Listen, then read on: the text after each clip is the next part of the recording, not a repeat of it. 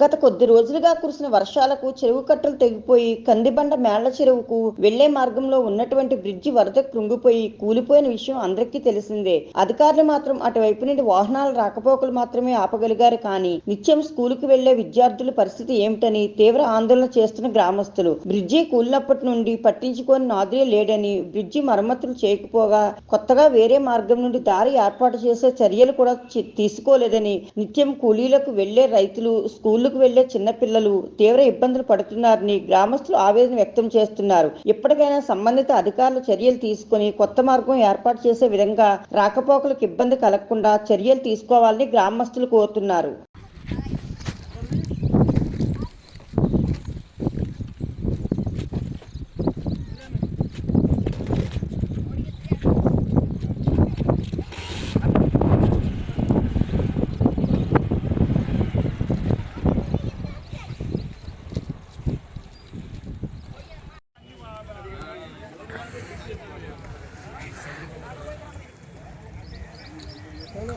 కందిబండ మేళ్ల చెరువు టు కోదాడ రహదారి.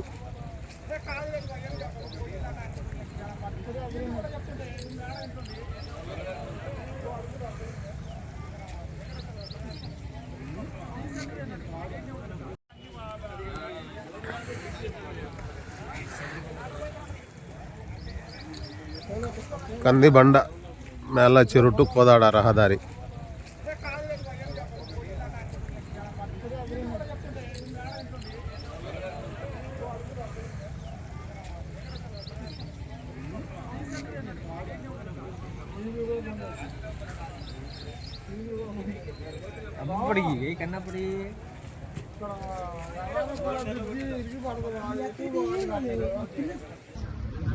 గట్టిగా ఎయిర్పోర్ట్ వరకు ఎవరో చాలా పడతారు.